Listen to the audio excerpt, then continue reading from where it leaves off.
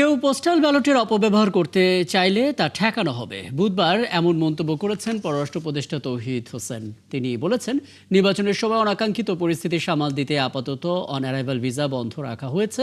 আর পাকিস্তান ও তুরস্কের সাথে আলাদা কোনো জোট হয়নি বলেও জানান উপদেষ্টা।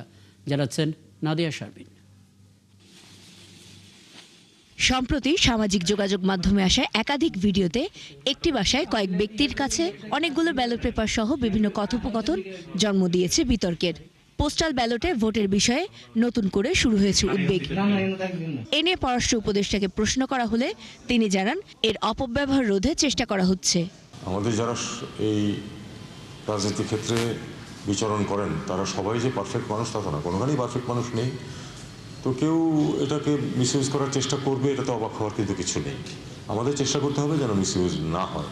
পোস্টাল ব্যালটটা তো মানুষের কাছে পৌঁছে যাবে এবং তারপরে সেখান থেকে তারা ভোট দিয়ে বাই পোস্ট পাঠাবে, কিন্তু মিশনের ভূমিকা যে খুব বেশি তা কিন্তু না।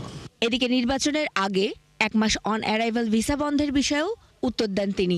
নির্বাচনের সময় অনাকাঙ্ক্ষিত পরিবেশ সৃষ্টির চেষ্টা হতে পারে। অনেকেই যারা কানমনা আছে তারা এসে হাজির হয়ে যেতে পারে। এই জন্য আমরা তো ভিসা বন্ধ করছি না, ভিসা নিয়ে আসুন, হুট করে কেউ হাজির হয়ে না যায় এই জন্য আর কি। সম্প্রতি সৌদি আরবে পাকিস্তানের উপপ্রধানমন্ত্রীর সাথে উপদেষ্টার বৈঠক নিয়ে গুঞ্জনের পালে হাওয়া লেগেছে। এত আটি ভেঙে শ্বাস না খাওয়াই ভালো না। এমনকি পাকিস্তান ও তুরস্কের সাথে বাংলাদেশ জোট করছে বলেও অনেকে দাবি করছেন। জোটের বিষয়টি অবশ্য অস্বীকার করেন পররাষ্ট্র উপদেষ্টা। বাংলাদেশ এই পর্যন্ত কিন্তু কোনো জোটে ঢোকে নেই, অন্তত 1.5 বছরের মধ্যে আমি বলতে পারি যে আমরা কোনো জোটে ঢুকি নাই। আর চীনের সহায়তায় সামরিক ড্রোন কারখানা করার বিষয়ে অন্য দেশের সাথে সম্পর্কে যেন প্রভাব না পড়ে সেটি খেয়াল রাখা হবে বলে জানান উপদেষ্টা। তিনি জানান, গাজায় সেনা পাঠানোর বিষয়ে কোনো সিদ্ধান্ত এখনো হয়নি।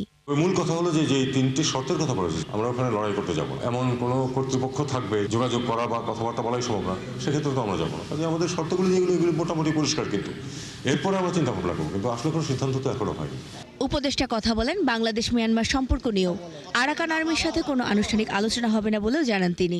আমি এখনো বিশ্বাস করি যে এটা অনেক সময় লাগবে, এর মধ্যে অনেক কিছু পরিবর্তন হবে।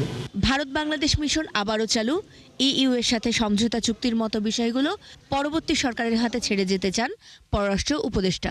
সেটা আমি আশা করি যে আমার উত্তরাধিকারী যিনি হবেন তিনি খুব অল্প সময়ের মধ্যে করতে পারবেন। নাদিয়া শারমিন, ৭১, ঢাকা।